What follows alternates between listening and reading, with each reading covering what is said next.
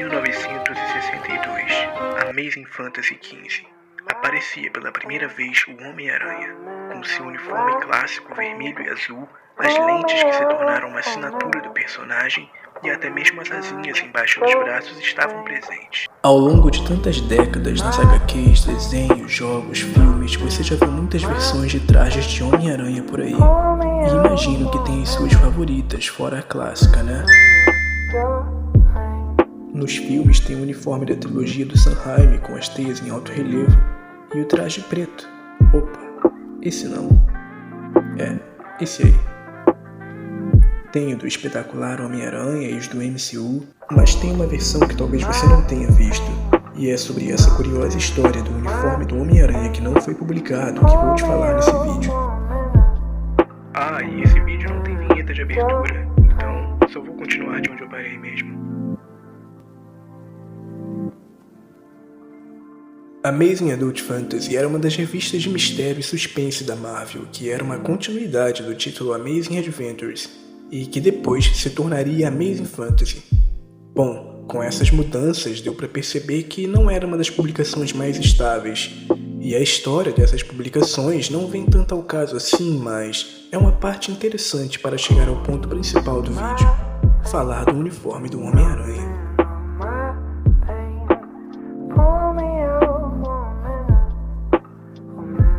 Então, vamos para dezembro de 1961.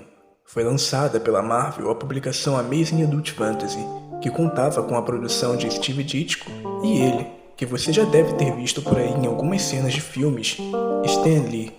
Stan Lee era naquela altura um dos principais editores e principal escritor da Marvel Comics. Ele bolou um método de produção que você já deve ter ouvido falar por aí, o Método Marvel. Resumindo bem, ele escrevia o roteiro básico da história, normalmente apenas em uma ou duas pastas datilografadas, e baseado nestas páginas, o ilustrador desenhava toda a revista, e depois, Stan adicionava os diálogos. E como eu mencionei nesse vídeo, a revista Amazing Adult Fantasy não andava muito bem, e o cancelamento era iminente. Mas uma coisa aconteceu com a revista no número 15. Teve seu nome alterado mais uma vez, mas não foi esse o destaque da revista. Passando a ser chamada como Amazing Fantasy somente, a revista chegava ao número 15 prestes a ser cancelada. E Stan Lee convenceu a Marvel a testar um super-herói novo, aproveitando a deixa. E assim, a Amazing Fantasy ficou conhecida como a revista que apresentou o Homem-Aranha.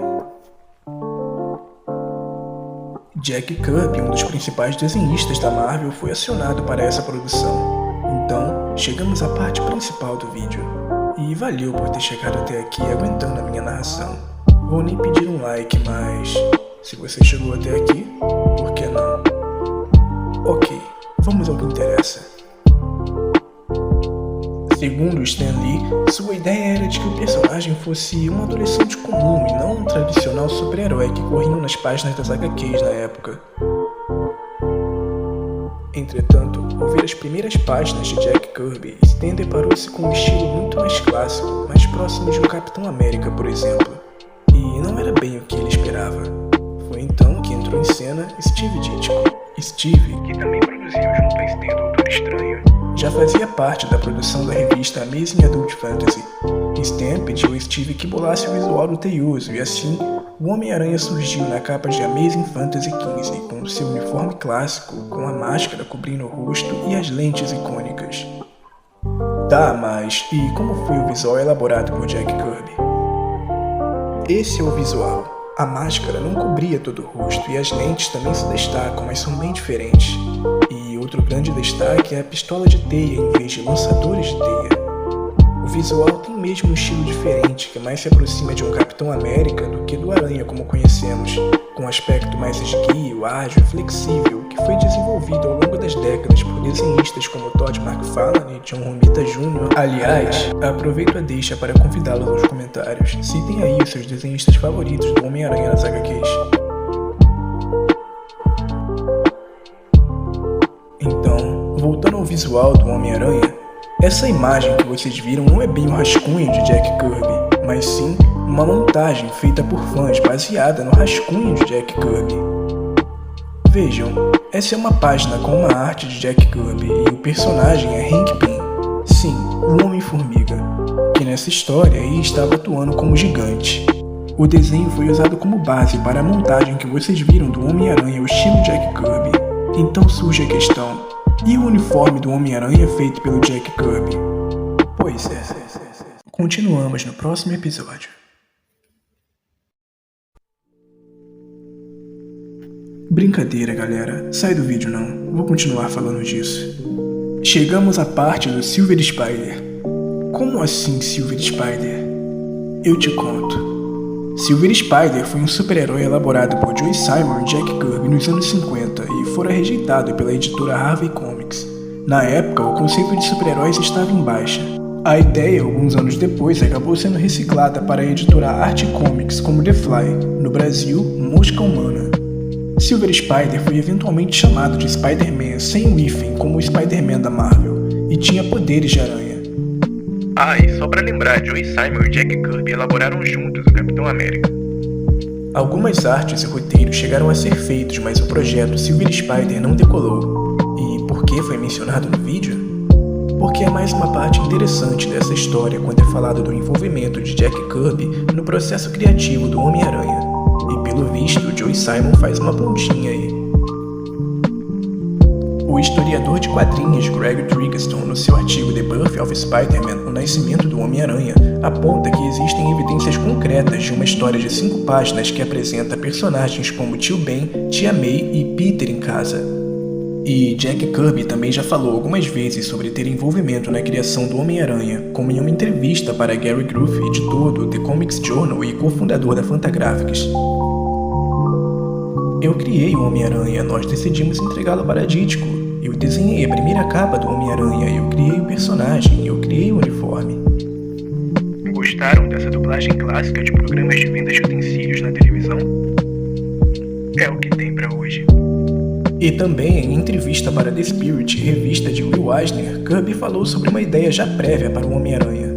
O artigo de Greg Triggerson ainda afirma que o design do Homem-Aranha de Kirby era extremamente similar ao de Night Fighter. E essas foram imagens do personagem encontradas em uma pesquisa rápida. O personagem fora criado previamente por Kirby e podia andar pelas paredes. O design é bem próximo daquela imagem montagem do Homem-Aranha estilo Jack Kirby apresentada nesse vídeo. O visual desse Homem-Aranha estilo Jack Kirby não é visto por aí a não ser em versões feitas a partir do que se é contado, baseado no estilo do Kirby, em elementos mencionados, visuais, etc.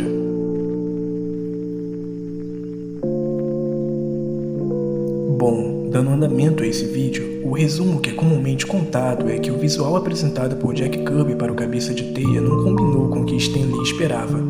E Steve Ditko foi acionado para elaborar um novo visual para a publicação que sairia em Amazing Fantasy XV.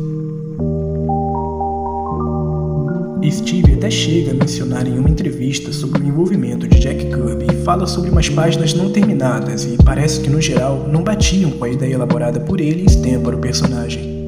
Essa tem sido a versão dita como a mais sólida, que o visual elaborado por Jack Kirby não combinou com a ideia elaborada para o Homem-Aranha. Steve Ditko e Stan Lee elaboraram juntos o Homem-Aranha como nós conhecemos, descartando o conceito em que Kirby estaria envolvido, onde a história contava até mesmo com um vizinho cientista e um anel mágico. Steve também escreveu histórias e elaborou conceitos do teioso, como por exemplo os lançadores de teia. Mas a capa, essa capa que você vê na tela, foi feita por Jack Kirby. E assim foi lançada a Amazing Fantasy XV apresentando o Homem-Aranha. A revista não durou muito e foi mesmo cancelada, porém, o Homem-Aranha seguiu, ganhou título próprio, outros títulos, séries de animação, filmes e por aí vai. E quanto a uniformes, muitos e muitos outros uniformes e estilos e versões e por aí vai. Tem o Homem-Aranha de uniforme preto, versão Aranha de Ferro, Quarteto Fantástico. Mas acho que a parte mais marcante mesmo são as lentes do Aranha. Você já viu por aí diversos trajes e diversos estilos de aranha, mas a assinatura do personagem são as lentes, como na versão Noir, por exemplo, ou outras versões apresentadas no Aranhaverso. Não é o desenho de aranha no traje que caracteriza o personagem, mas sim as lentes. Aproveito a deixa para convidá-los mais uma vez aos comentários. Contem aí as suas versões favoritas de trajes do Homem-Aranha, em filmes, HQs, desenhos e jogos.